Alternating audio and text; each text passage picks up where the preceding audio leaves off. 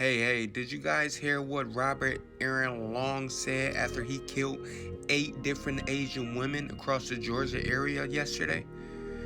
Did y'all hear the first thing he said? First, let's talk about him. He's 21. He's from Woodstock, Georgia. And he killed 8 Asian women in Georgia Tuesday. People assuming it's because of the pandemic. The police picked him up. He is in custody and it's going crazy around all media. Carnage in the Deep South is everywhere. As 8 people have been everyone's killed talking about in this and around right now. Atlanta. It just happened, the shootings everyone's happened talking at 3 about massage This parlors. guy is obviously crazy, but I don't want this to be the talk of a lifetime because there's already things that's not being talked about. So I don't want this to be the talk of the lifetime. We don't want this to be the talk of a lifetime.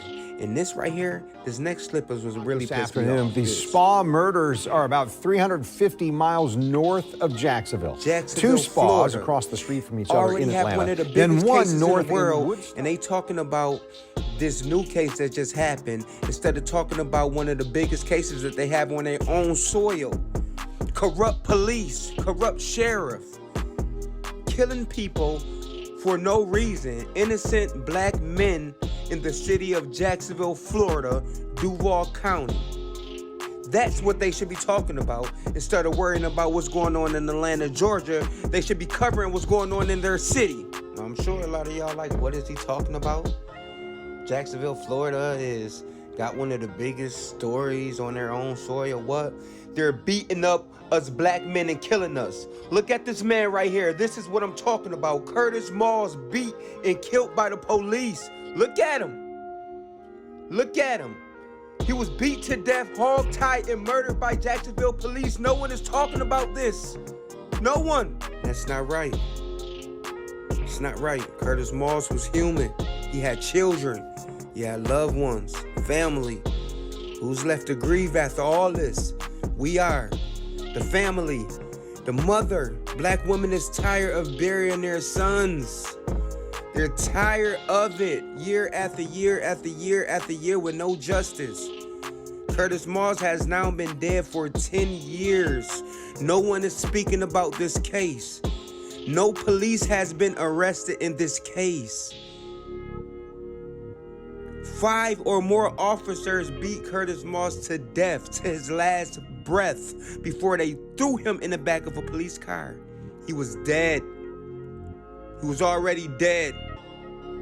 No justice. No help at all. Nothing. Doesn't even have a headstone on his grave. JSO, Jacksonville Police Department, or Jacksonville Sheriff Office, whatever y'all want to call them, they did this. They killed them. And justice needs to be served. So, before we give this man right here all the attention in the world, let's help the cases that we didn't even look at as a country, as people. Curtis Moss, murdered days after his birthday on Valentine's Day by JSO, Jacksonville Sheriff Office. Before we go out and give billions of dollars to all these families that just lost a loved one, which was very tragic, no one ever donated to Curtis Moss' family. He doesn't have a headstone. His hole in the ground is not even paid off. His funeral is not paid off. Nothing is paid off. There's not one person with a good heart who donated a penny to this family.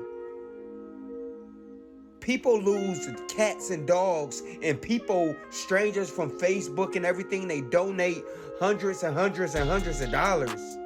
Curtis Moss got beat to death by the police, and not one person has reached out to the family to help them in no way. No way.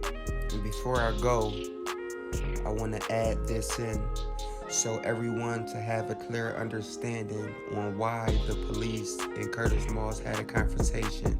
Just real fast in a nutshell. Curtis Moss was in a hotel with his fiancée on Valentine's Day when he thought he heard someone trying to break into his room, he called the police. He called Jacksonville Sheriff's Office for help. He called them there, and when they arrived, they beat him to death. He called them for help. There's a new documentary coming out for the life of Curtis Moss. It's called The Truth Lies Behind the Lies. For more information on that, follow his Facebook page, Curtis Moss, on Facebook. And don't be scared to take a stand. We all need each other. We all need justice. Justice for Curtis Moss.